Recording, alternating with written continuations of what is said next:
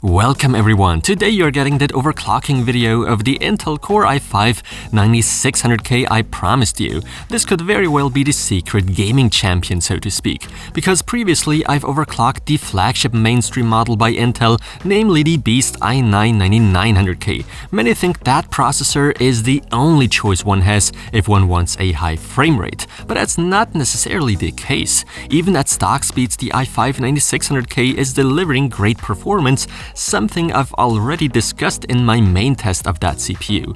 While not everyone does agree with me, especially not when it comes down to the question future-proofness, since the i5 is only equipped with 6 cores, while the i9 has 8 cores as well as hyper-threading, but for the vast majority of gamers among you, I for one think the 9600K should be more than good enough. After all, the 9900K comes in at a much higher price and comes with a few drawbacks that are not so much in interest of gamers.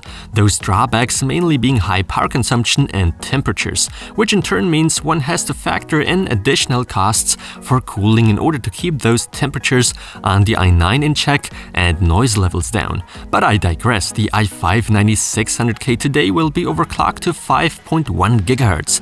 Admittedly, that's not exactly the best result out there, but it's still decent. I achieved that clock speed in just a matter of minutes, and today I'll show you what I did and especially what gains are there to be had, if any.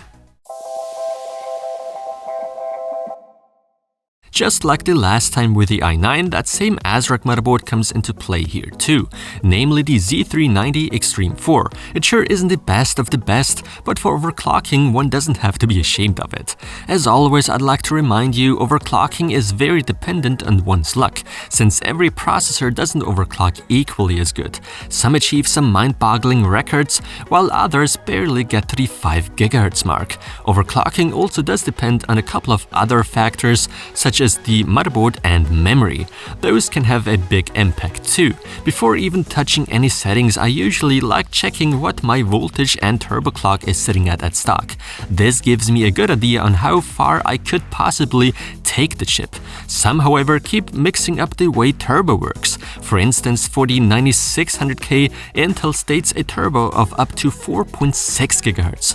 That doesn't apply to all 6 cores, though. When talking about the all-core turbo, it's at 4.3 GHz in this case. Same with AMD's turbo feature, so do not be disappointed if you don't see the promised turbo clock on all of your cores. This simply is not how it works. Well, the i5 at full load at stock clocks at 4.3 GHz, and according to CPU-Z, we are looking at a voltage of 1.168 volts, so there's definitely headroom for overclocking. This is why I pay the BIOS a short visit and enter a multiplier of 51 for all cores. That gives us 5.1 GHz. The AVX offset remains untouched. In terms of voltage, I like relying on the offset mode and added 30 millivolts.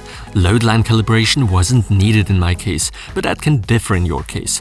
Well, those settings give me a nice stable clock speed of 5.1 GHz at 1.296 to 1.312 volts. It's all rock stable, and I did test for several hours to really make sure, and not just with Cinebench, but also under heavy AVX loads, just to let you know before some feel the urge to point their finger at me. Initially, I've actually had 5.2 GHz in mind, but I couldn't do it. I mean, it would have been possible if I had applied a whole lot more voltage, but I really wanted to avoid that. After all, I do care about the longevity and lifespan. But does overclocking really improve anything here? After all, we are already talking of some amazing results at stock. Well, let's see.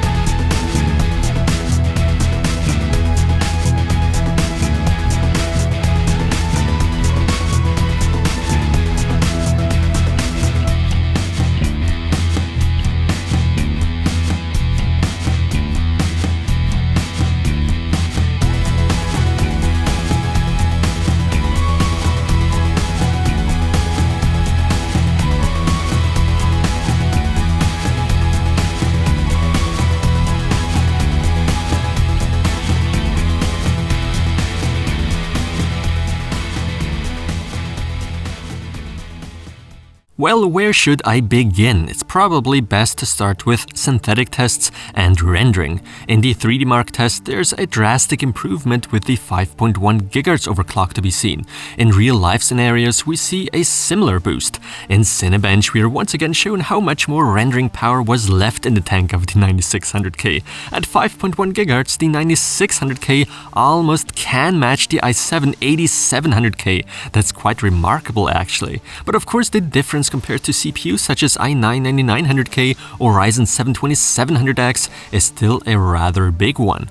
With video rendering and Vegas Pro 16, we do see similar results. So for those that do lots of rendering, I can definitely recommend overclocking the i5 right away. But as always, it came to my attention the majority of you guys only want to know one thing, and that is how well the overclock does in games. Well, let me tell you, in games we aren't looking at such huge performance gains. However, I once again can't help but notice how good of a gaming chip the 9600K is.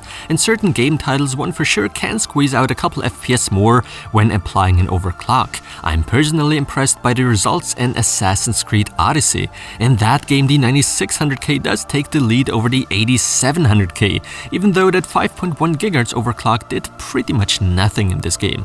Similar story with Battlefield 5. But for the remaining games, there certainly are performance gains noticeable even for the 1% lows. And now hold on tight, the i5 in a couple of games does manage to beat the expensive beast i9-9900K that comes with 8 cores. In Far Cry 5 for instance. Well, sure, maybe not so much for the averages, but in my honest opinion, those 1% lows are far more important. Even that older i7-8700K still does show its power and proves it won't turn obsolete anytime soon. Interestingly though, in the game Rise of the Tomb Raider, when it comes down to minimum values, the 9900K is slightly better. The opposite can be seen in the new Shadow of the Tomb Raider when overclocking the i5 to 5.1 GHz, leading to a clear win for the i5 over the i9. The biggest drop in performance, or rather the biggest difference, can be seen in Crysis 3. This is where the 9600K with its 6 cores does fall behind slightly. Well, that game is known for relying on multi-threading performance.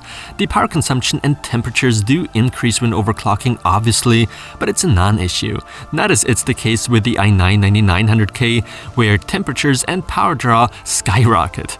Back to the i5, when just looking at those temps, I surely could have gone higher, but sadly for another 100 MHz increase, I would have to apply a ton more voltage to get it stable, something that can look different with your i5. The i9 I wouldn't overclock, the i5-9600K on the other hand, definitely, especially for aspects I care most about, like rendering. That is where you see some nice gains. Alright, now I'm gonna end this video. It's getting a bit long. I hope you enjoyed it, and as always, thanks a lot for watching.